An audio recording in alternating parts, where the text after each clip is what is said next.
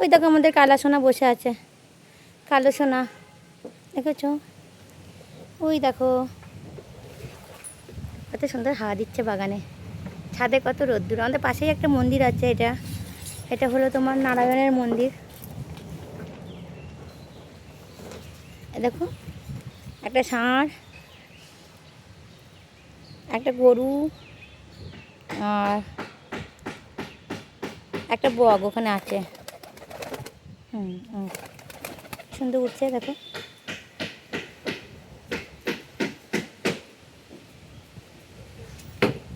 এই সারাদিন ধরে পায়রার ঘর ঠিক করে, আর কোনো কাজ নেই টোটোওয়ালার। আর এই যে এই কাকাটাকে দেখছেন তো, এই কাকাটা খুব ভালো।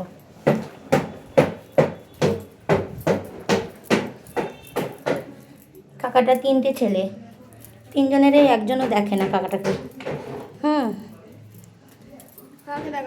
কাকাকে দেখালাম, ওই বাগানে থাকতো, ওই বাগানে আমাদের পাশের বাগানটায় থাকতো, বৃষ্টিতে ভিজতো, কাকাটাকে রোজ আমি দেখতাম।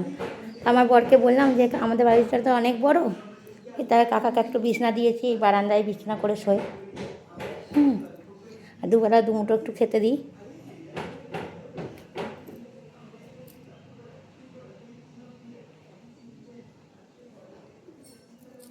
চলুন আমার রান্নাঘরের সাথে একটু শেয়ার করি।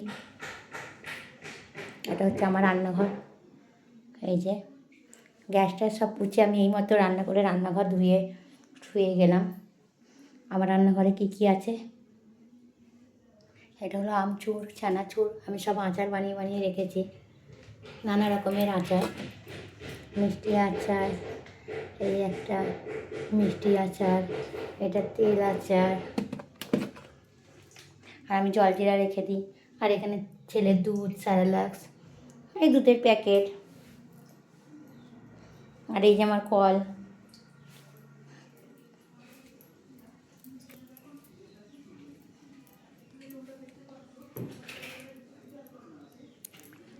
একটু থুতু ফেলে নিলাম।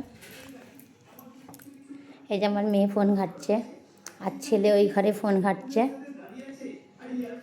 একটা সত্যি কথা বলি তোমাদের, এটা আমার ভাড়া বাড়ি, আমার নিজের বাড়ি নয়। 4,000 টাকা দিয়ে বেলার বাড়ি থেকে থাকার থেকে 1,000 টাকা 5,000 টাকা কষ্ট করে দেওয়ার থেকে একটা ভালো বাড়িতে থাকাই উচিত আমি মনে করি। এখনকার আমাদের এখানে চুচুড়ার মধ্যে 4,000 টাকায় সব বেড়ার ঘর। আমি 1,000 টাকা বাড়ি আমি পাকা বাড়িতে থাকবো, সেটা ভালো না? তা আমার একটু ফুটানি আছে, এটা সত্যি কথা। ফুটানির চোটে আজকে আমার এই অবস্থা। আমার মেয়ে দেখছে রেগে যে মা কেন এইসব বলছে, যেটা সত্যি আমি সেটাই বললাম। যদি তোমাদের ভালো লাগে তোমরা দেখো ভিডিওটা, আর পারলে আমাকে একটু এগিয়ে যাওয়ার সাহায্য করো। আর কি বলবো, আমি নতুন। টাটা।